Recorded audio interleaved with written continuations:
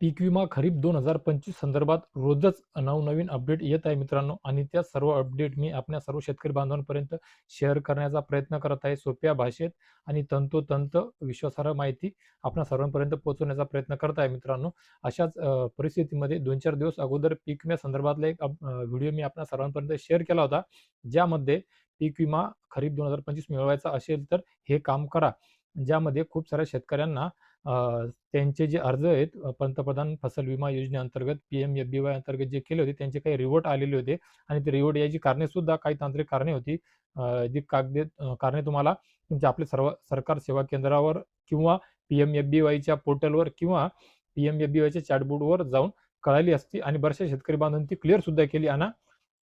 ते अर्ज आता म्हणजे त्यांचे विमे आता अप्रूव्ह व्हायला सुरुवात झालेली आहे मित्रांनो. यातच एक महत्त्वपूर्ण अपडेट एका ठिकाणी मिळत आहे, या जिल्ह्यामधून मिळत आहे, ज्या जिल्ह्यामध्ये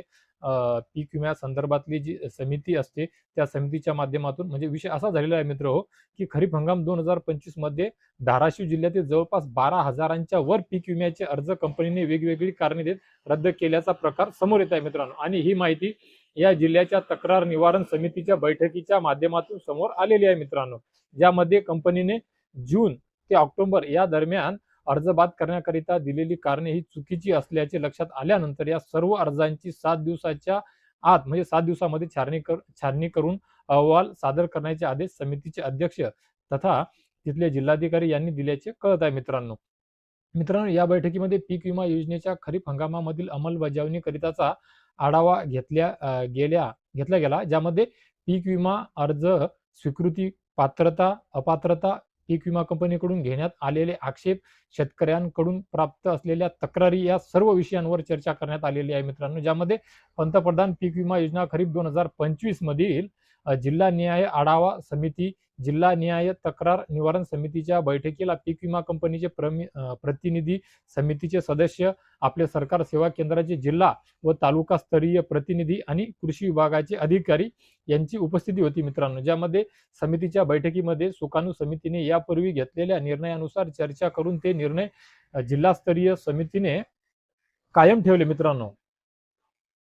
सोबतच समितीच्या या बैठकीमध्ये विमा कंपनीकडून जून ते ऑक्टोबर 2025 या दरम्यानचे रद्द करण्यात आलेल्या शेतकऱ्यांच्या जवळपास 12,000च्या वर म्हणजे 12,000पेक्षा जास्त पीक विमा अर्जांवर चर्चा सुद्धा करण्यात आली. चर्चा झाली, ज्यापैकी खूप साऱ्या अर्जांवर कंपनीकडून घेण्यात आलेले आक्षेप तांत्रिक व तथ्यात्मक दृष्ट्या चुकीचे असल्याचे सुद्धा दिसून आले मित्रांनो, ज्यावर जिल्हाधिकारी यांनी नाराजी व्यक्त करत छाननीमध्ये विमा कंपनीकडून चुकीचे किंवा अन्यायकारक आक्षेप घेतल्याचे समोर आलेले आहे मित्रांनो. आणि या छाननीमध्ये पीक विमा कंपनीकडून चुकीचे अन्यायकारक आक्षेप घेतल्याचे निदर्शनास आल्याच्या नंतर ते संबंधित विमा कंपनी विरुद्ध विमा योजनेच्या मार्गदर्शक सूचनांनुसार कायदेशीर कारवाई करण्यात येणार असल्याचा इशारा यांनी दिलेला आहे मित्र अध्यक्षांनी. सोबतच रद्द करण्यात आलेल्या पीक विमा अर्जातील त्रुटी सुधारून संबंधित शेतकऱ्यांना योजनेमध्ये सहभागी करून घेण्याकरिता एक संधी उपलब्ध करून देण्यासाठी पीक विमा कंपनीने योग्य ती कार्यवाही करावी. केवळ तांत्रिक कारणांमुळे शेतकऱ्यांचे अर्ज प्रलंबित राहू नये, अपात्र ठरू नये, याकरिता विशेष दक्षता घेण्यात यावी, असे आदेश सुद्धा या समितीच्या अध्यक्षांनी म्हणजे इथल्या धाराशिवच्या जिल्हाधिकारी साहेबांनी दिलेले आहेत मित्रांनो. तर मित्र, पीक विमा आपल्या पदरामध्ये पाडून घेण्याकरिता शेतकऱ्यांनी सुद्धा सजग राहायचं आहे, आपला फॉलोअप घ्यावायचा आहे. तेवढ्याच ताकदीने लोकप्रतिनिधींनी सुद्धा त्यामध्ये लक्ष घालून ह्या ज्या जिल्हा समिती असतात, तालुका समित्या असतात, पीक विम्या संदर्भातल्या यांच्या माध्यमातून योग्य ती कारवाई करणे, योग्य ते निर्णय घेणे, त्या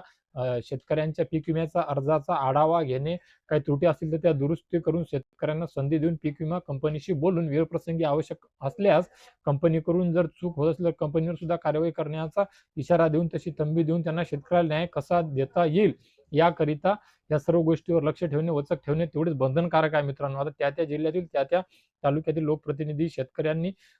सजग राहून ह्या साऱ्या गोष्टी नियमितपणे मार्गी लावून स्वतःच्या पदरामध्ये हा नुकसान भरपाईचा जो पीक विमा आहे तो पाडणे, तो मंजूर करून घेणे आणि शेतकऱ्यांच्या पदरामध्ये पाडून देणे आवश्यक आहे मित्रांनो. याकरिता शेतकऱ्यांना सुद्धा सजग राहावं लागणार आहे मित्रांनो. तर मित्र, पीक विमा खरीप 2025 संदर्भात या व्यतिरिक्त सुद्धा जेवढ्या काय ज्या नवीन अपडेट असतील, जशा येतील तसेच लवकरात लवकर सर्वात अगोदर आपणापर्यंत पोहोचवण्याचा मी नेहमीच प्रयत्न करत आहे आणि इथून पुढे सुद्धा करत राहील मित्रांनो.